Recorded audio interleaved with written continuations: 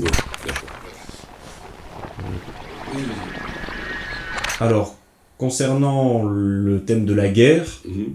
et de l'impérialisme, est-ce qu'on ne peut pas dresser un bilan concret des 30 dernières années concernant la gauche française et je parle Oui, évidemment de la gauche qui se veut radicale, oui, bien sûr. et donc ça inclut évidemment le Parti communiste et ses évolutions.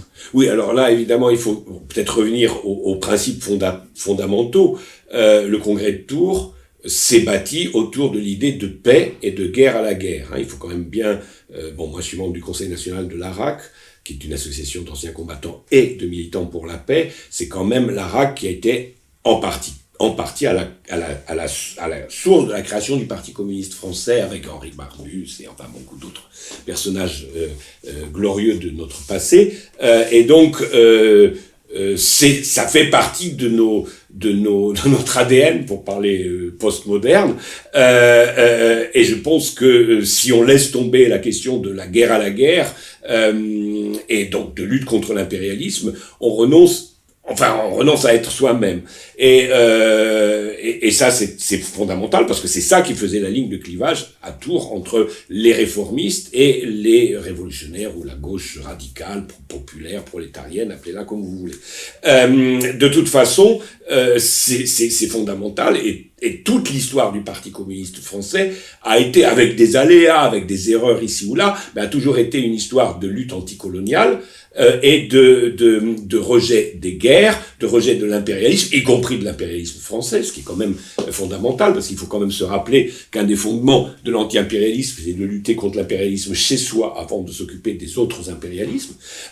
Donc ça, c'est évidemment quelque chose de très important. Alors aujourd'hui, la question qui se pose, c'est évidemment où est l'impérialisme chez soi? Est-ce qu'il est français ou européen? Bon, ça, on peut aussi en débattre. Mais ça nécessite évidemment un débat.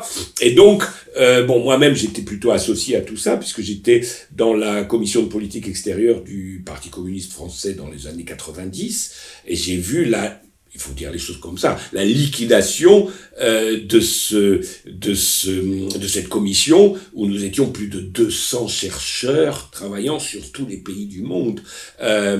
Et donc on a cassé ce patrimoine, ce qui est terrible, et évidemment on a l'impression qu'ensuite, évidemment quand on a cassé la tête, la poule court un peu n'importe comment, et donc on a eu un parti communiste qui a dit un peu tout et n'importe quoi, et je dirais c'est pas l'émergence de LFI et de la NUPES qui changera grand chose, puisque nous avons là quand même un parti fondé à partir d'un noyau qui vient soit de l'aile gauche du Parti socialiste, qui est quand même réformiste, soit d'un espèce de trotskisme lambertiste qui, comme on le sait, était radicalement anticommuniste et anti-soviétique pendant les années de guerre froide.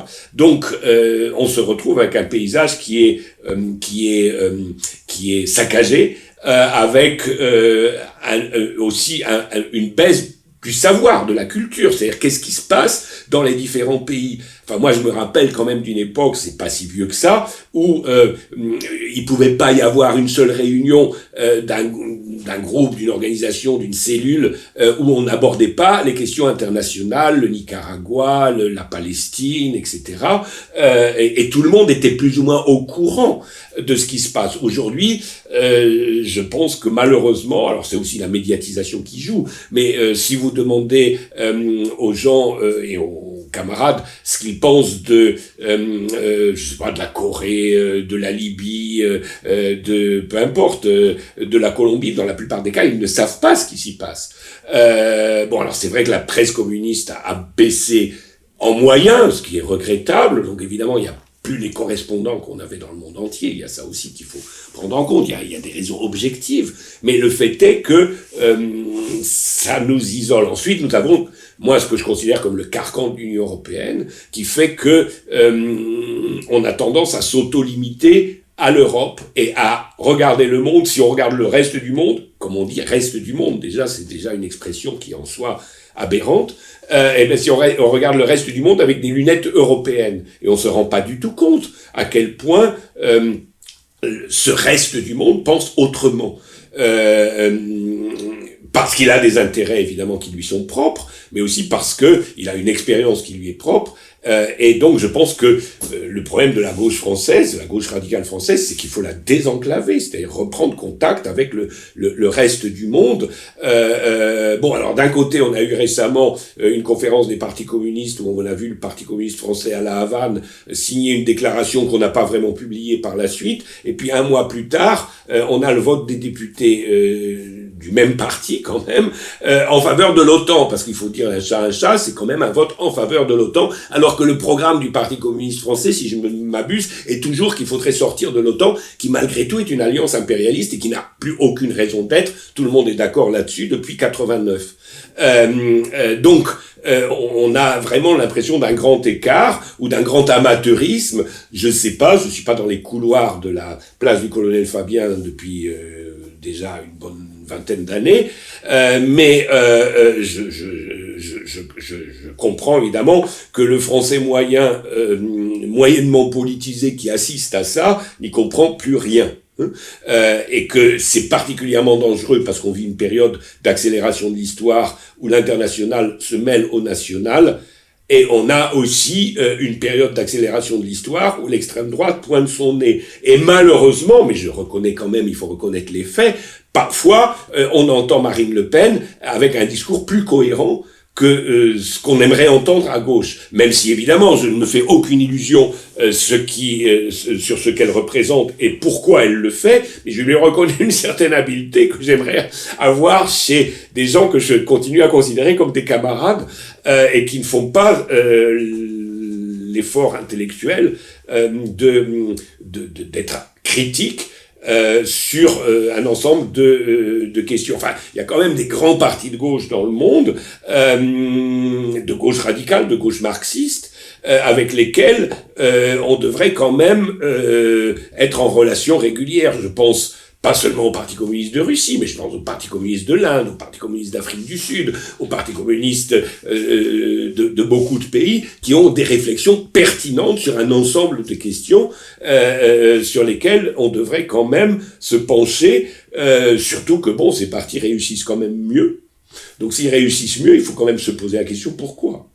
On peut même se poser la question à l'échelle européenne, puisque le Parti communiste portugais et le Parti communiste grec... Oui. Reste plus puissant, oui, effectivement. Et puis même en Italie, où on voit émerger quand même des forces, je pense en particulier les forces qui ont réussi à bloquer l'aéroport de Pise. Alors c'est un syndicat, mais c'est un syndicat USB, Union des syndicales de base, qui est lié à un groupe italien qui s'appelle le Réseau des communistes, qui est quand même une force relativement consistante en Italie. Bon, ils ont quand même réussi à bloquer l'acheminement d'armes en Ukraine en reprenant les plus glorieuses traditions du mouvement révolutionnaire, y compris français. Enfin, c'est ce qu'on faisait pendant la guerre d'Indochine, quand on bloquait les ports pour que les armes n'aillent pas dans une guerre colonialiste.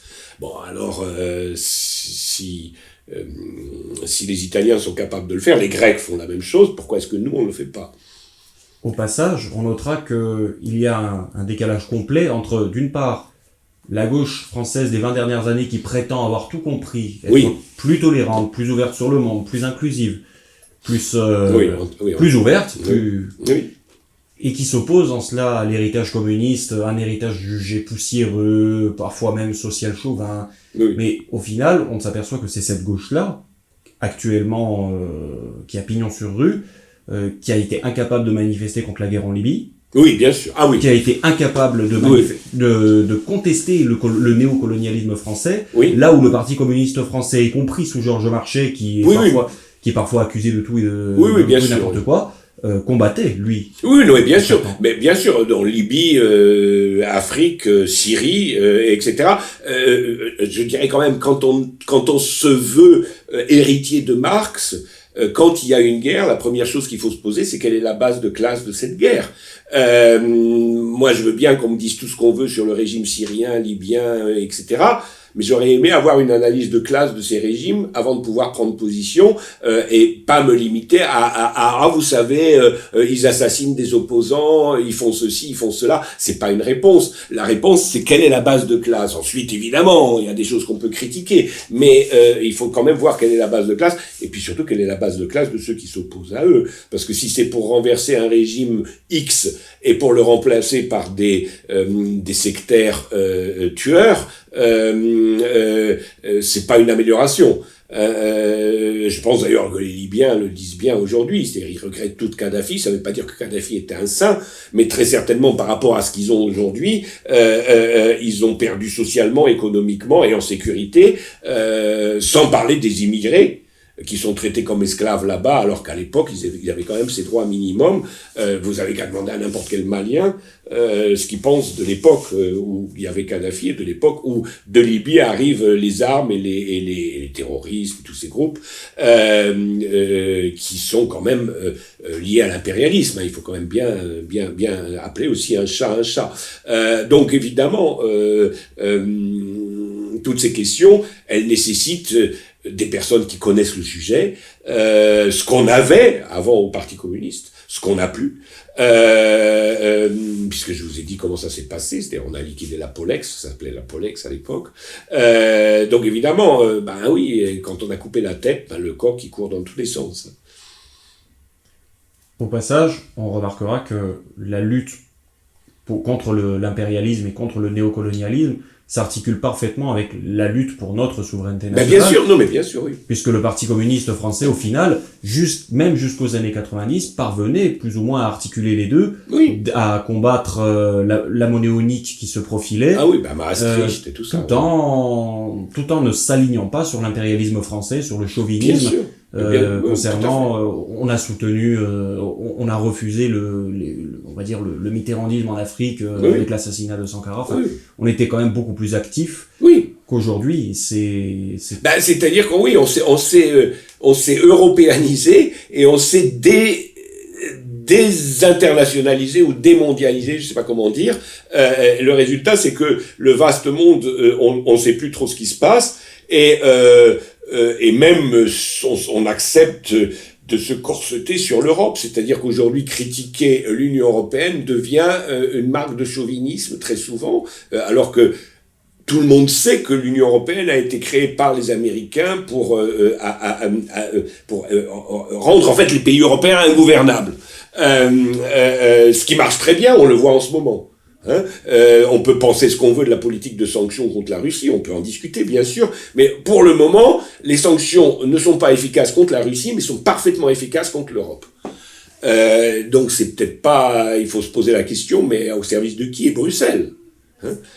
Et puisqu'on parle des sanctions, la gauche française se manifeste par une étonnante inactivité, voire même par une approbation, alors que ces sanctions contribuent à l'affaiblissement de notre niveau de vie. Bien sûr. Ce qui est parfaitement contradictoire avec le discours volontiers affiché concernant le pouvoir d'achat et concernant... oui, c'est ça, c'est-à-dire que, oui, on peut pas, oui, effectivement, non, mais bien, il est clair que la politique actuelle est une politique dans le sens strict du terme antinational, au sens positif du mot national, parce que la nation, elle existe, c'est quand même un cadre de vie politique nécessaire.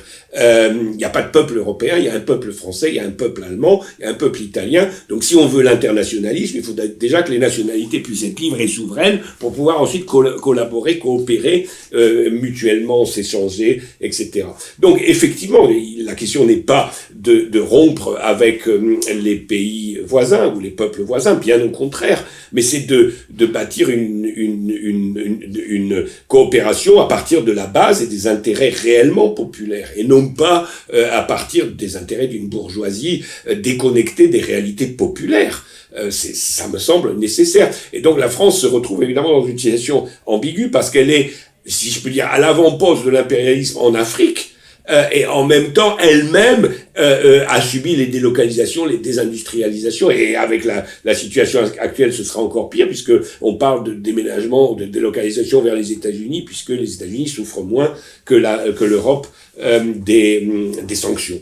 Des sanctions qui sont censées être anti-russes, mais qui en fait sont anti-françaises, anti-allemandes, enfin anti-européennes. Donc effectivement, là il y a quelque chose quand même il y a une question à se poser, c'est-à-dire mais au service de qui est Bruxelles? Et si elle est au service de la réaction, alors il faut le dire, il faut renverser la table. À un moment, il faut renverser la table quand on n'est pas d'accord. Merci beaucoup. Je vous en prie.